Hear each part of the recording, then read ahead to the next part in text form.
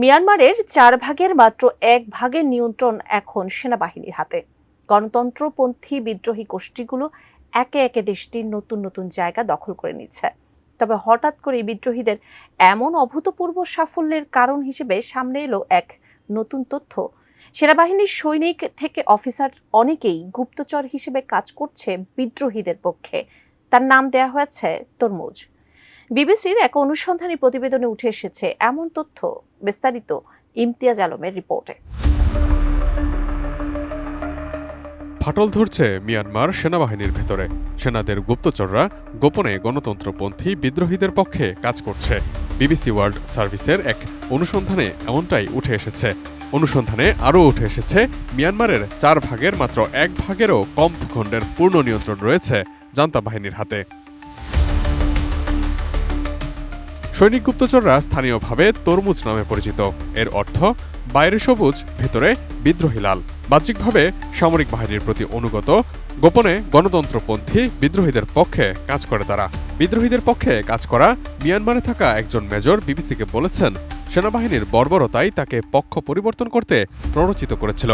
যেখানে সেনাবাহিনীর কাজ বেসামরিক নাগরিকদের রক্ষা করা, কিন্তু আমরা এখন মানুষকে হত্যা করছি। এটি এখন আর সেনাবাহিনী নয়, এটি এমন একটি শক্তি যা সন্ত্রাস সৃষ্টি করে।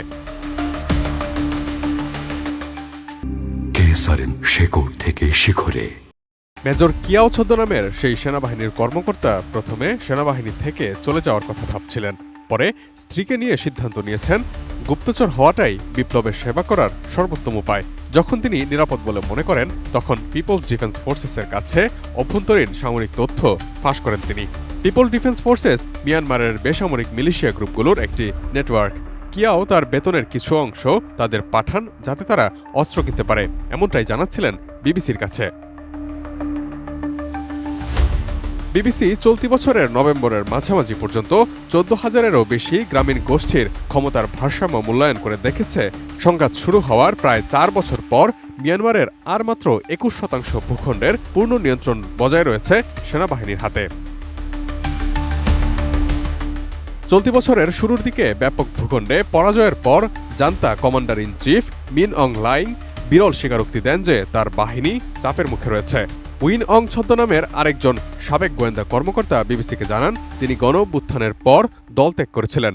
তারা এখন প্রতি সপ্তাহেই জান্তা বাহিনীর ভেতর থেকেই নতুন নতুন বিপ্লবী পাচ্ছেন। সোশ্যাল মিডিয়া নিয়োগের একটি মূল প্ল্যাটফর্ম বলেও উল্লেখ করেন তিনি। গুপ্তচরদের মধ্যে নিম্নপদস্থ সৈনিক থেকে শুরু করে উচ্চপদস্থ কর্মকর্তা পর্যন্ত রয়েছে। শুধু সেনাদের মধ্যেই নয়, সরকারেও প্রচুর বিপ্লবী রয়েছে, যারা মন্ত্রণালয় থেকে গ্রাম প্রধান পর্যন্ত বিস্তৃত। তবে তারা ডাবল এজেন্ট নয়, তা নিশ্চিত করার জন্য একটি কঠোর যাচাইকরণ প্রক্রিয়ার মধ্য দিয়ে দলভুক্ত করা হয় বলে জানান পক্ষ বদল করা এই সাবেক গোয়েন্দা কর্মকর্তা। Imtiaz Alam, desk report, ATN news.